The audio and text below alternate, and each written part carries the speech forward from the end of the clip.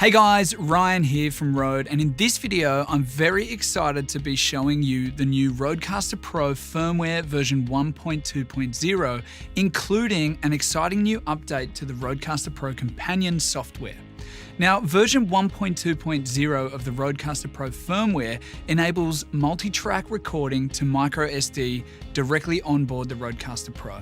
For specific details on how the multi-track to micro SD card recording works, check out the link in the video description below. On this video, I'll be taking you through the feature set of the Rodecaster Pro companion app. When recording in multi-channel mode, the Rodecaster Pro will record both the main stereo mix as well as each of the individual sources connected to the Rodecaster Pro directly to the micro SD card as a polywave file. Now, not all audio workstation software will support the polywave file format that the Rodecaster Pro records to micro SD card, and you may even find polywave files a little awkward or difficult to deal with, especially if your recording has been split over multiple files due to the file size limits of that format. So to help with this, we've introduced a really handy new feature into the updated Rodecaster Pro companion app for PC and Mac that can really help you out.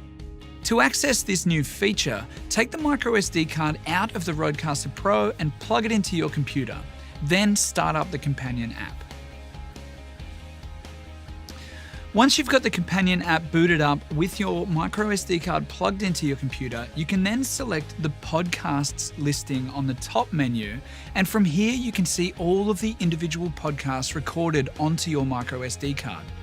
The app will also tell you if they are stereo or multi-channel recordings.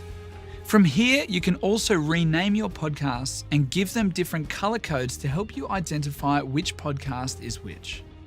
To transfer the recordings to your PC or Mac, simply click on one of the podcasts and click the Save button. Your computer will then prompt you for a file location to save the podcast to. Once you've selected a suitable folder or location, click on OK. For my podcast, I'm going to create a new folder directly on the desktop called Ryan's Podcast. Once I've created that folder, I can just click on the Open button, and now it's directly downloading the podcast from the micro SD card. If the podcast was recorded in stereo mode, the companion app will transfer the file to your computer, naming it according to the name that you gave it in the app. If the podcast was recorded in multi-channel mode, the companion app will split out each individual track into its own WAV file, mono files for each of the 4 mic channels, and stereo files for the TRRS, Bluetooth, USB, and SoundPad channels. The app will also join together any long recordings that have been split into multiple polywave files. This makes for a very easy way to access the individual tracks from your podcast, allowing you to add each track into your digital audio workstation software without the hassle of multiple polywave files. Thanks everyone, and happy podcasting.